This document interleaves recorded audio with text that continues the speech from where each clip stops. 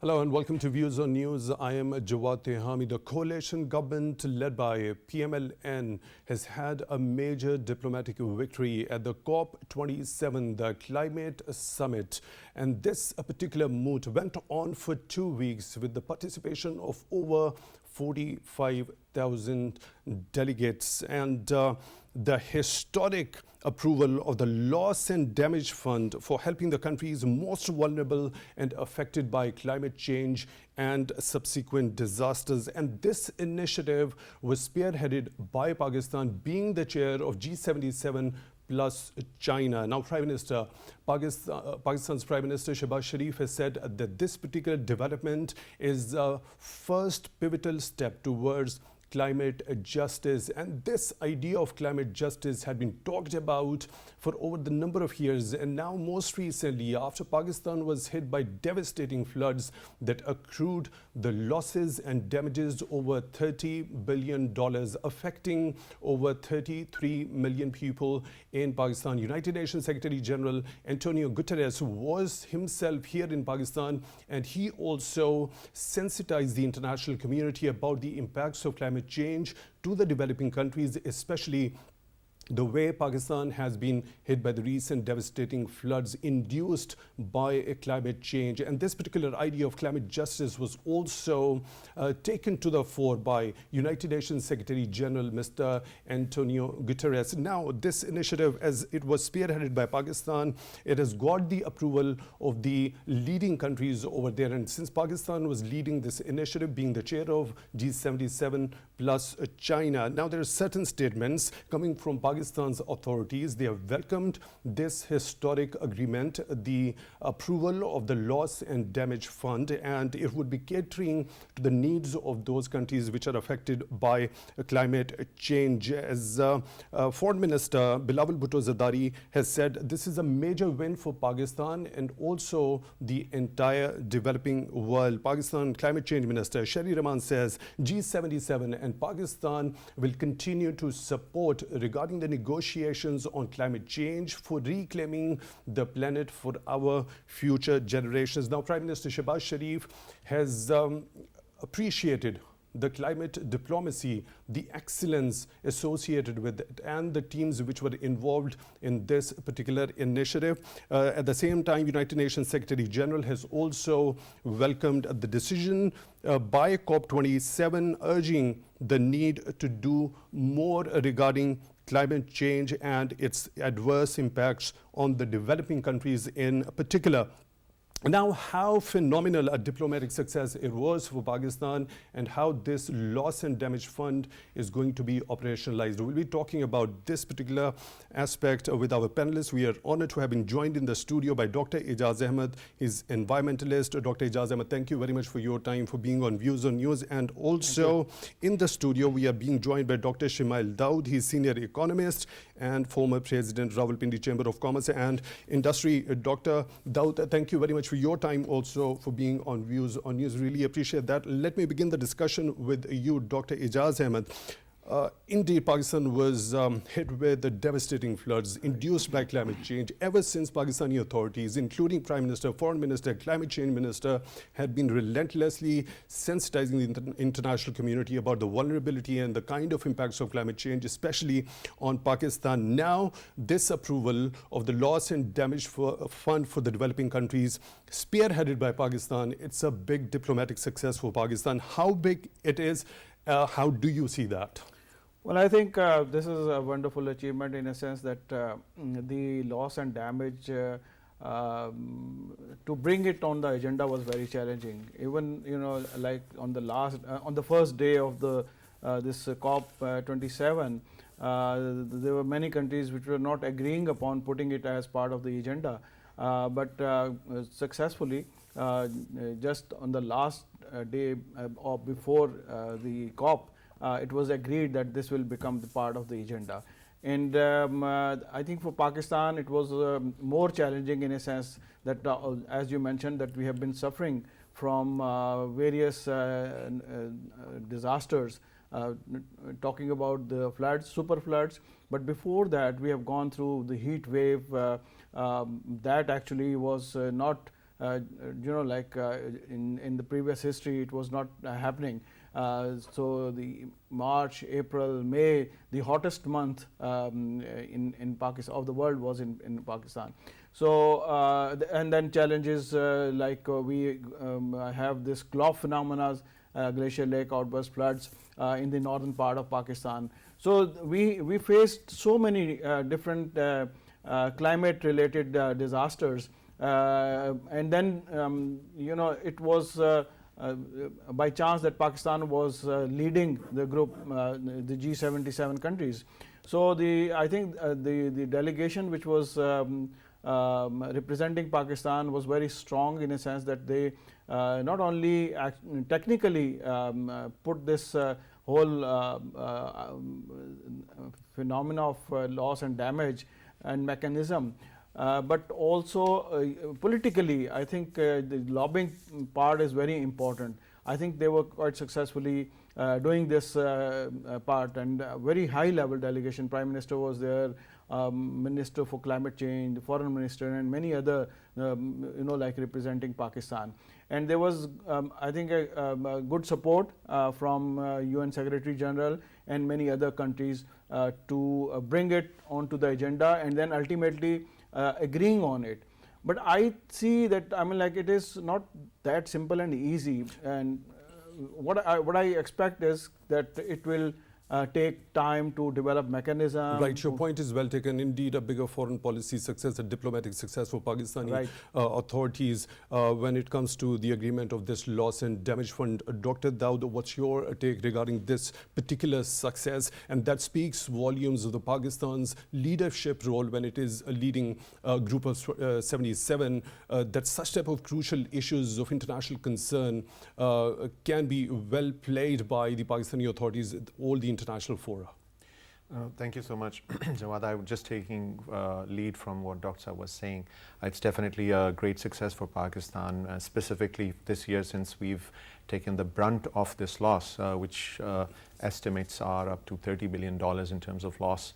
1/3 of the country was underwater. So we are one of the most affected countries that are taking the brunt of the climate change. And obviously there is a list of other countries who are or are either developing or in terms of their revenues, in terms of their GDPs, are poorer, and they do not have the mechanism to overcome this huge climate change. Countries like us, obviously, that already have economic issues, economic challenges, growth, GDP, etc., and huge populations. For them, this additional burden is huge. And one of the, I think, the discussion points that came across through this meeting was that the estimate for the last 20 years for many countries is above $500 billion and 20% of their GDP being lost. So imagine, this is going to, there's an estimate that going forth up to 2030, we are expecting, and the experts are estimating, that this might be a loss that might be yearly at a global level. So these are the sorts of numbers which are huge and humongous, and obviously I think for Pakistan to lead in a very important issue which impacts us as well at this stage will go a long way to have justice being served, because obviously the biggest polluters are the ones that are not taking the maximum brunt in terms of loss and in terms of impact on their economy or output.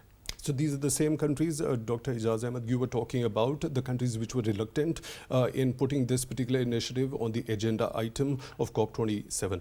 Yes, one thing which happened during this year is that most of the Western countries in Europe, there was a heat wave.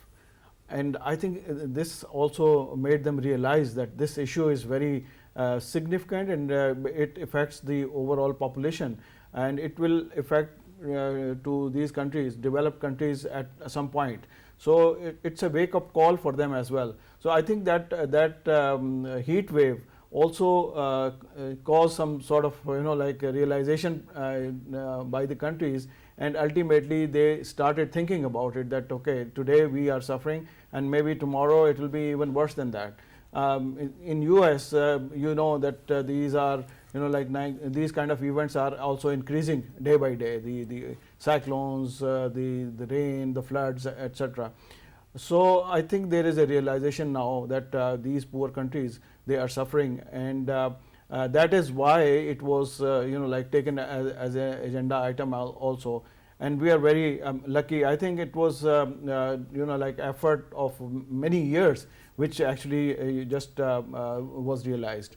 Now, Dr. Ejaz Ahmad, I would like to quote United Nations Climate Change Secretary, Mr. Simon, who said after this particular loss and damage fund was approved at COP27, he says, we have determined on a way forward on a decades-long conversation on funding for loss and damage, deliberating over how we address the impacts on communities whose lives and livelihoods have been ruined by the very worst impacts of climate change. When the first part of his statement alludes to the fact, the thing that you are mentioning right now, this particular discussion, the idea of climate justice, it's not novel. It's been talked about for over 30 years, and the developing countries have been asking for reparations from the developed world. But this time, when it was spearheaded by Pakistan, speaks volumes that it was because of the leadership of Pakistani authorities that put and advocated the case of the developing world in the most appropriate way at the right platform. Yes, I think that Pakistan played a significant role in this whole negotiation and bringing it to this level. And as Dr. Saab just mentioned, that although the loss and damage is much higher, we are talking about something close to $500 billion annually. And the negotiations are, I think, up to $100 billion every year to be contributed by the developed countries for those who are suffering. That is just only a pledge, haven't been materialized. No. I think there is. That's what I also think, that maybe it will take another 3 to 5 years to really, like having some impact or some money coming to these countries. Because the mechanism has yet to be developed, and then what will be the criteria for such funds. So I think there will be a lot of negotiation which will be going on, even it has been agreed upon, but that will take time. Now, Dr. Daud, since this talk or the conversation, as per that very statement I earlier quoted, had been going on for a number of years now, there is a major breakthrough. Don't you think it's because of that leadership role Pakistan took this time around, leading G77 plus China, in order to impress the international community, like, look, this is the problem and it needs to be addressed and something really needs to be done about it. And that resulted into the approval of the Loss and Damage Fund. I think no doubt that the team was well prepared and they did their work well. But I think the impetus came from the floods itself and the destruction. Also, there was a willingness, as Dr. Saab rightly pointed, from the other countries to eventually come on the table and have this as an agenda point, was because of the adverse events that have been occurring in Europe as well as Canada and North America. And obviously, we being impacted since 2015, there were estimates and over 150 events or so. And now, obviously, after the heat waves, we saw this flood. So this impetus work with a well-prepared team, definitely the credit goes to them. And I just want to mention, taking this opportunity, is that such funds were there in the past as well. How were they materialized and what did they really achieve? Most of those funds did not go towards the external negative impact on developing countries or other nations that were taking the brunt of climate change, but they were used to fund startups and other projects which could be innovative, forthcoming to reduce emissions or improve or have alternate energy sources other than fossil fuel. So I think this was the first time where a very serious discussion came on the table, and it was eventually accepted that this fund needs to go towards the negative external impact on all these developing countries which do not have the capabilities. So I think the credit goes to definitely the team, and we hope that the discussions will be materialized in a faster fashion. And as Dr. Saab said, I agree that it's going to take a bit longer.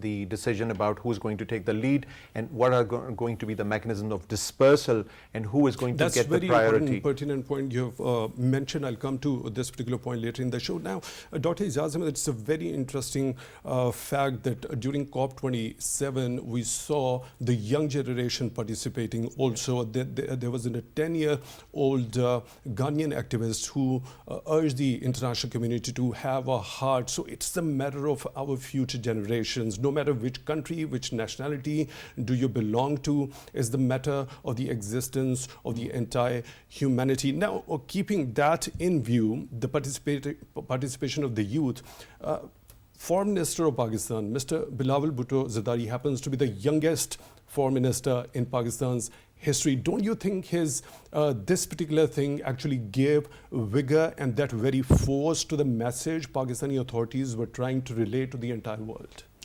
Well, I think it's very important to see that more and more younger activists are taking part in such gathering. And there was, I think, big demonstrations and gatherings over there at different level. And this actually shows the future situation will be much better, in a sense that there will be active participation by the youth, and they are more energetic. They take very positive actions, and the realization about the issues in their own country also. I think this is a big change. If we see previously, about a decade or maybe a little more, there was hardly any concern among the youth.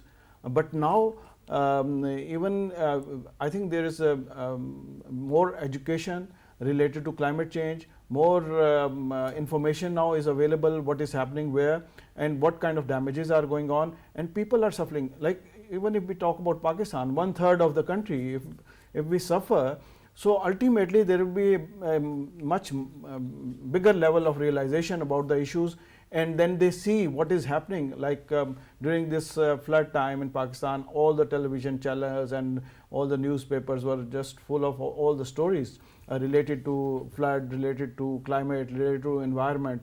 So there is a realization, I think, that helps a lot. And similarly, globally, we see youth is suffering also.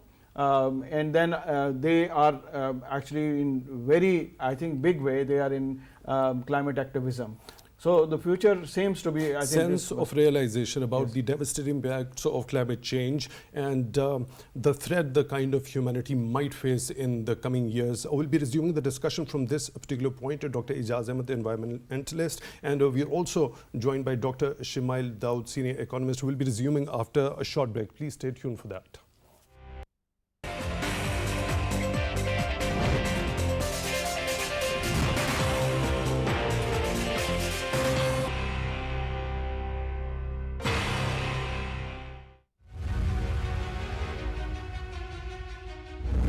India is systematically destroying economy of occupied Jammu and Kashmir to starve the Kashmiris. India is deliberately halting fruit-laden trucks on Srinagar-Jammu highway aimed at strangulating Kashmiris economically. Sopur fruit market suffered around 5 billion rupees loss in September alone as a result of intentional highway closure. There is no sector of economy in occupied Jammu and Kashmir that has not suffered losses in the past 3 years. Jammu and Kashmir's economy has been worst hit since India's unlawful scrapping of Article 370. Modi regime is enforcing a process of political, constitutional, cultural and economic disempowerment in the occupied region.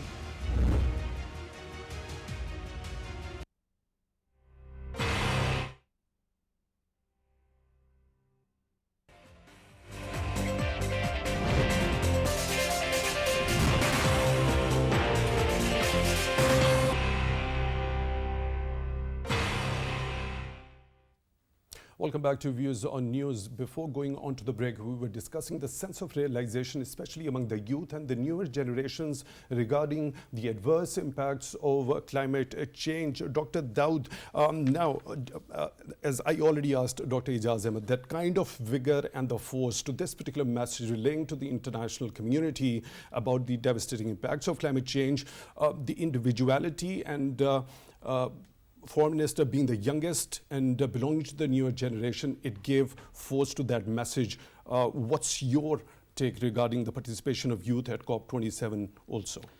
Obviously, this is a new issue. It's for the future generation. So we expect all the youth to take lead on this, and we've seen that already taking place. And without that, we are not going to see the change that we want that to. And it's a good omen that the youngsters are taking lead on this, because they are going to be the ones that are going to lead this change. For as far as us as a country, we're concerned. Obviously, the impact, like the globally, similarly. That impact means loss of GDP, and the estimate is 15 to 20% in the next, till 2030. So if we really start getting our things in order, we will be able to mitigate this loss and mitigate this additional challenge for the economy. So it's a good omen that we have youngsters who are more sensitive to this. They're sensitized, and they are now taking lead on this. So we hope that will help in bringing those changes, which means change in our lifestyle, change in our consumption patterns.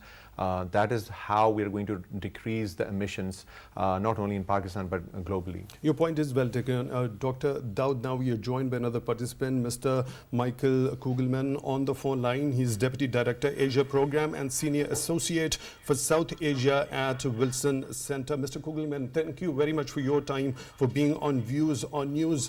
How bigger a success in diplomatic terms do you think it is for Pakistani authorities in getting the loss and damage fund approved at COP27? Yeah, well, thanks for having me. Good to be back here. No, it is a major diplomatic achievement for Islamabad, and clearly it's a big achievement for Pakistan on the whole. There really had been very low expectations, so far as I know, that there would be any type of agreement at COP27 on the loss and damage issue, which, as you know, has been discussed in many contexts for many years, but it had never been on a formal COP agenda until this one in Egypt. And given how controversial it is, and given how resistant so many developed countries have been to the idea, I think there really was not much hope that there would be any type of agreement on anything related to loss and damage. And the fact that it was on the formal agenda for the first time was seen as a victory in of itself. And so the fact that here we are today, where we can talk about the fact that there is an agreement on establishing this new fund for loss and damage, I think one can certainly credit the Pakistani delegation there, led by the climate minister, because of the fact that it is now chairing the G77 group of countries, and a large number of countries to be leading, and the fact that they were able to work with the developed bloc to reach this accord, no matter how modest it is. Yeah, it's very much a diplomatic achievement, and I think that's something that bears emphasizing at a moment when there's a lot of not many good news stories when it comes to the issue of climate change negotiations, and so much controversy when it comes to international climate negotiations. So this is really a rare good news story. So, Mr. Kugelman, regarding the Western countries, the international powers, when we talk about the idea of climate justice, and this particular idea has been repeatedly talked about, especially after United Nations Secretary General Antonio Guterres' visit to Pakistan after the recent devastating floods, now putting this particular initiative on the agenda of the COP27, it was an uphill task for the Pakistani authorities. It was spearheading this initiative, being the chair of G77. Why do you think certain countries were reluctant, despite seeing that how devastating the climate-induced calamities have been in the recent past, not only especially for the developing countries alone, but also there had been many climatic events in the developed world also? And I think that for many developed countries, the concern is having this loss and damage policy in effect would mean that much of the developed world would frequently be, or will frequently be, asked to provide compensation funds. In other words, there's a fear that this policy would make it very likely that very frequently there would be pressure on the wealthy countries to provide assistance. And one reason why developed countries are concerned about that is not just the prospect of being pressured to put up funds, but also the fact that there's not a lot of clarity at all about how this money would be used. There's no type of mechanism in place to ensure that these funds would be managed properly and that they would be used for the purposes that they're designated for.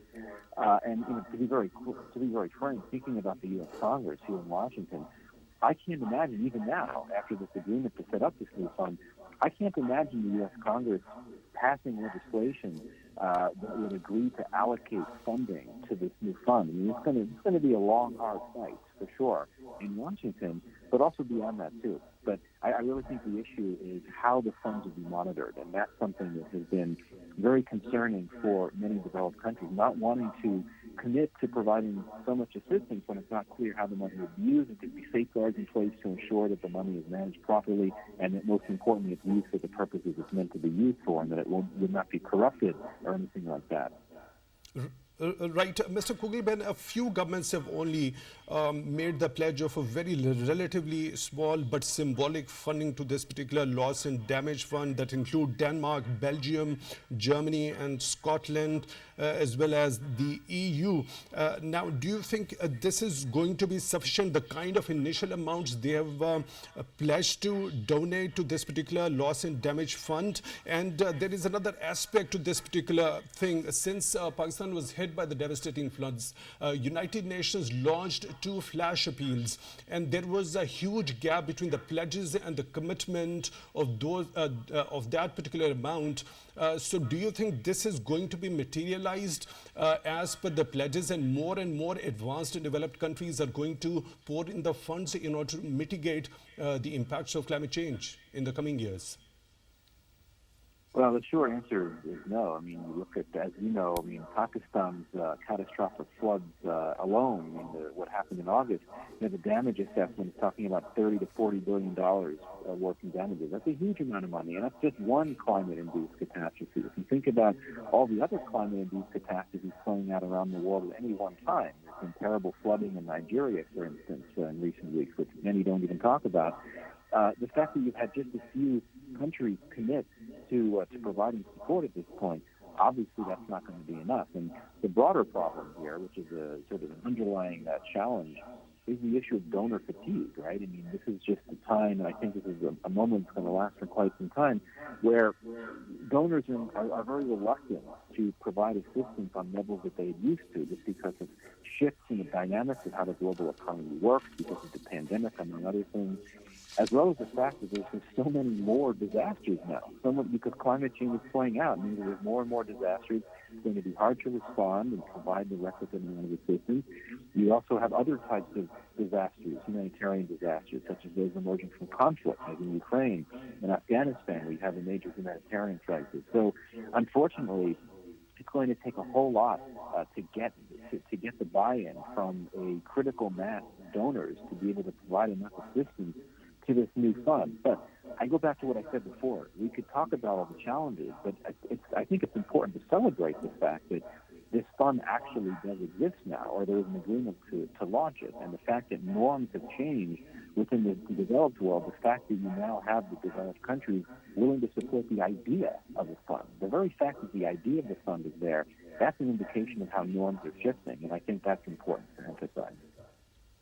Right. Mr. Kugelman, one last question. As Prime Minister Shehbaz Sharif has said, this is the first pivotal step towards the goal of climate justice. At least it is heartening to see that the foundation in this particular direction has been set. And now more needs to be done. As United Nations Secretary General, Mr. Antonio Guterres also says that he welcomed this particular agreement, but more needs to be done. Now, when we talk about, not specifically about Pakistan, but the group it was spearheading regarding this initiative, G77, and the entire lot of developing countries, how heartening do you think it would be for G77 as a whole? Well, it's very heartening. I mean, we could talk about these large multilateral blocs these days, and many of them have trouble agreeing on things. And yet, I think that I feel quite confident in saying that all G77 countries, plus China, they all speak with one voice in their views on the loss and damage issue. And even, India and Pakistan, which don't agree on much, they are they see eye to eye on this issue of loss and damage. So I think it's very significant and very heartening that the G77 came together as a bloc to take this strong position on this issue, and it got on the formal agenda at the most prestigious international climate conference out there, and there is now an agreement on it. So absolutely, it's heartening and something to build on for sure. Right, Mr. Michael Kugelman joining us on the phone line, Deputy Director, Asia Program and Senior Associate for South Asia at Wilson Center. Thank you very much for your time, for being on Views on News. We really appreciate that. It's the time for a short break, and after the break, we'll be talking about the idea of climate justice and what actually is behind this idea of climate justice and why the developing countries over the years have been paying the price for the devastating impacts of climate change. For that, stay tuned.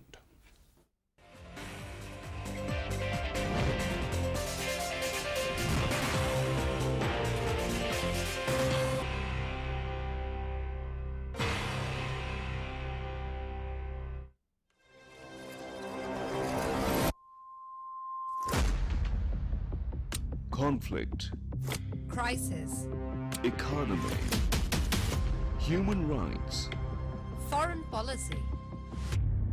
What are the leaders thinking? What does the law say? Who's calling the shots? What's really going on? Who's right? Is there another answer? Are we missing something? Are you paying enough attention? Well, we are. At The Debate, we cover everything. We ask all questions. And explore every answer. Want to know everything about everything? Watch What's the debate?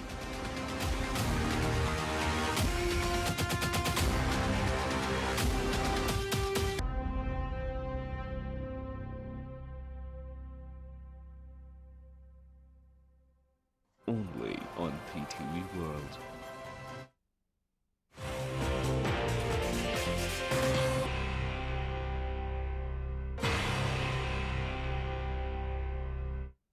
Welcome back to Views on News. We are discussing the historic victory by Pakistani authorities regarding the approval of Loss and Damage Fund and the idea of climate justice for the developing countries. We are joined in the studio by Dr. Ejaz Ahmad and Dr. Shimail Daud. Now, Dr. Ejaz Ahmad, when you talk about the idea of climate justice, there is a report by the Associated Press which says that average Canadian or Australian or any citizen of a developed country puts out more than 10 times the CO2 into the air through their daily living than any average Pakistani. So there is a huge difference. So that clearly depicts that the people in their daily routine life are putting out more carbon dioxide as compared to any citizen of any developing country for that sake. So does that give force to the idea of climate change, since the developed countries are producing more carbon emissions, hence they are supposed to pay to the developing world for the emissions they are doing? Right.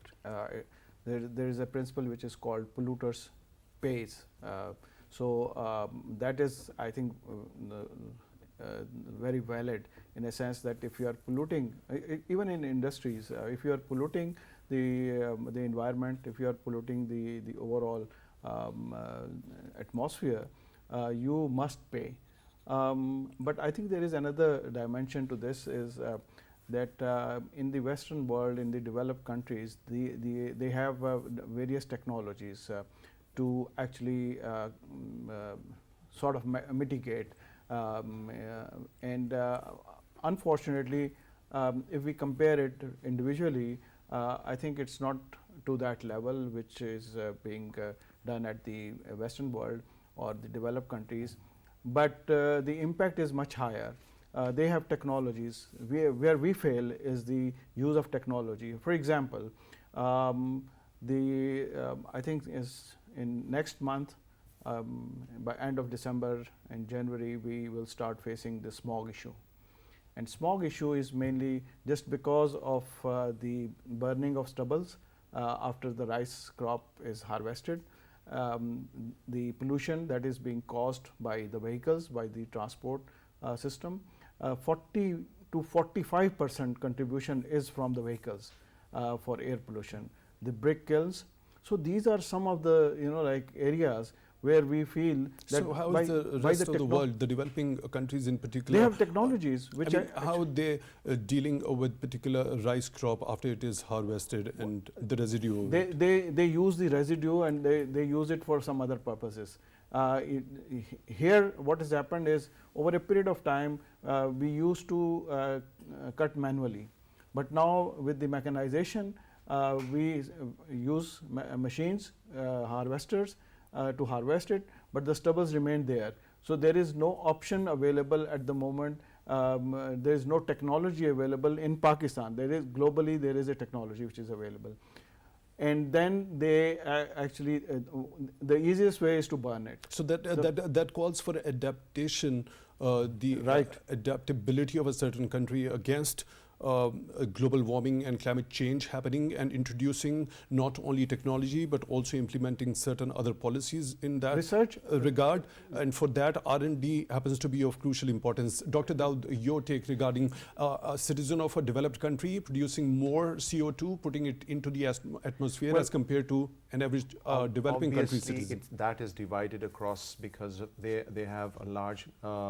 footprint in terms of industry. And so industrial output is the biggest emission producer in those countries. As Dr. was saying, in Pakistan, our emission is at the basic level, industry isn't as big.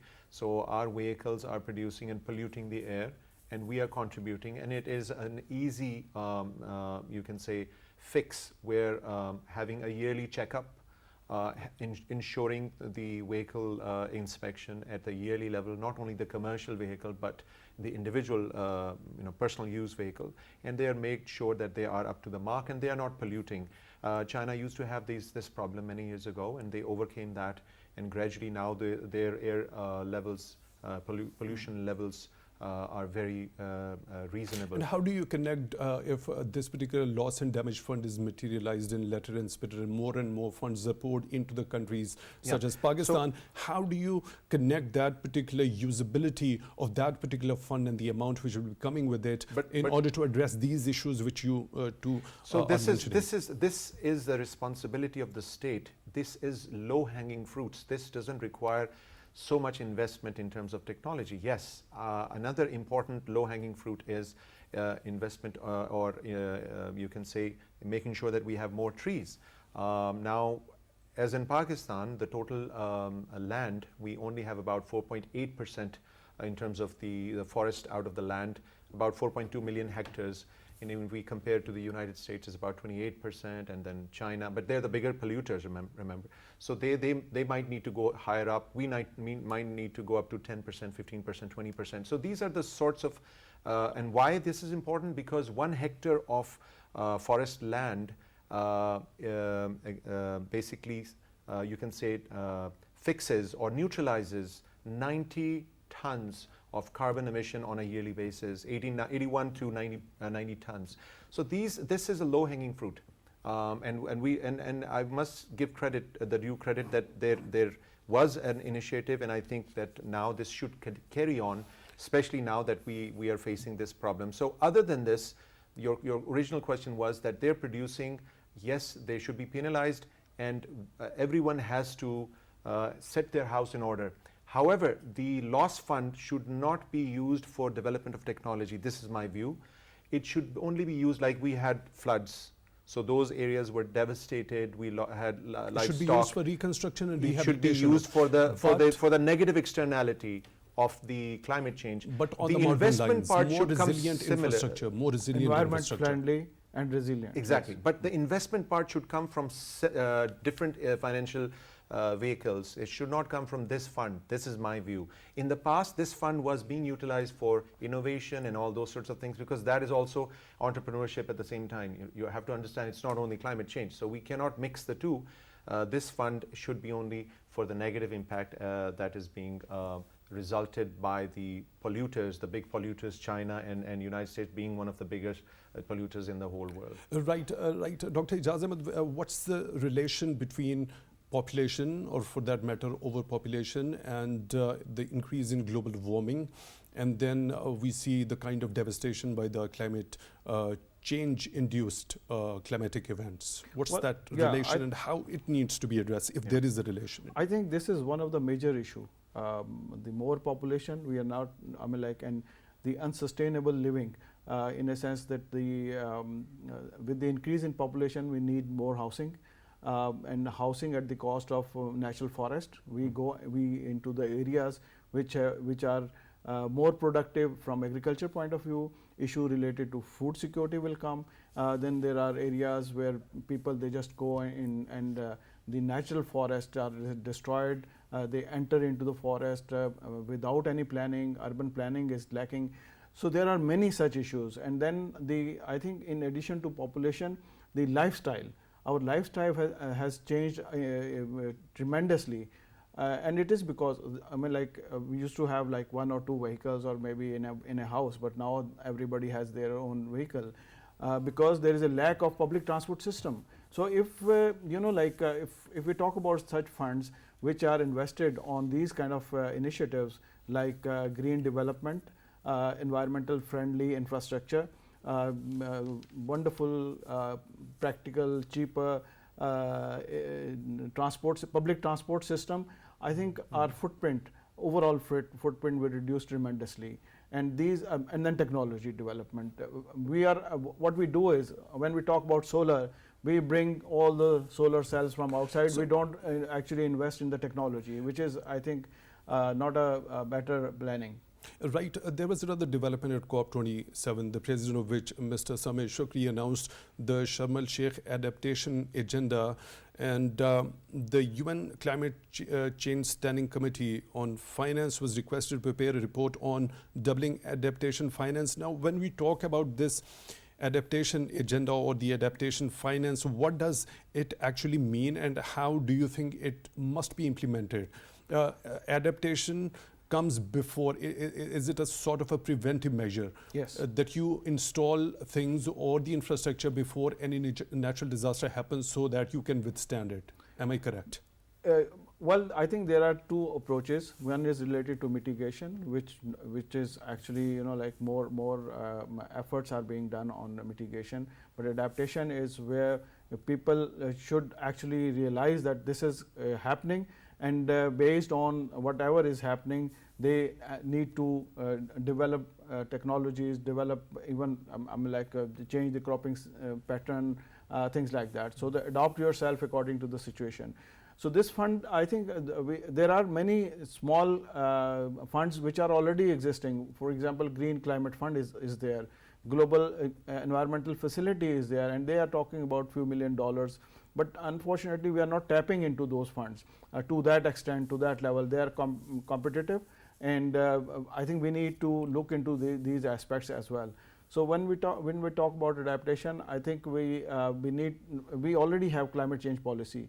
There is an implementation plan which is also approved by the government, and there are various mechanisms where there are various projects which have been identified as adaptation as well as for mitigation. I think we need to just look into those documents which have been prepared with a lot of efforts, and then ultimately go for these adaptation funds and the other associated grants which are Dr. available. Daud, what does adaptation finance means to you, and how would you explain that? So, for example, if we look at our energy mix, that means that how are we producing our electricity, and how are we planning or investing in our energy sector. It needs to be clean. It needs to be cognizant of this impact that we are all part and signatory of. So if we are investing more in coal-powered electricity versus clean energy, LNG or gas-fired or solar-powered, that is the sort of adaptation that we would mean that we are decreasing our footprint. But having said that, we already have relatively a smaller footprint. I think it just means that it makes sense economically because we have a shortage of balance of payments and etc. But at the same time, we are playing our positive role in the global thing. And I must mention a very pertinent words that were mentioned by the minister in this meeting, which were saying that what has happened, the devastation that has taken place in Pakistan will not remain in Pakistan. It's going to go and impact. And we saw this in COVID as well. So the whole world is connected. And this again proves the point that if we do not look after our interest, everyone is going to pay the price eventually. Someone will pay it, some countries and some nations will pay it earlier on, some later on. So we have to work together. So this is what it means in terms of financing, in my view. We have to work together. Your point is well taken, and Pakistan has a very low imprint regarding the carbon emissions to the world, yet it remains to be the vulnerable and among those top 10 countries which are vulnerable to the devastating impacts of climate change. Dr. Shimail Daud, Senior Economist, former President, RCCI, thank you very much for being at Views on News. We really appreciate your time. And Dr. Ejaz, Ahmad, Environmentalist, thank you very much for your time also for being on Views on News. We really appreciate that. There were certain other major developments at the COP27. Let me quickly wrap those up for you. The major decisions include the countries reaffirmed to limit the global temperature rise to 1.5 degrees Celsius above pre-industrial levels. The second decision was to strengthen action by the countries to cut greenhouse gas emissions and also adapt to the inevitable impacts of climate change. And the last but not the least, boosting the support of finance, technology and capacity building needed for the developing countries in particular. So by the entire discussion, we can conclude that it doesn't remain to be the problem of only a single developing country such as Pakistan or other developing countries. This time around, the developed countries had also been hit by the severe climatic events, and finally they realized that they also need to concede in. That's why we saw by the sheer dint of excellence of diplomacy by Pakistani authorities that the loss and damage fund was approved at COP27. With this, we come to the end of today's Views on News. Until the next one, take good care of yourselves.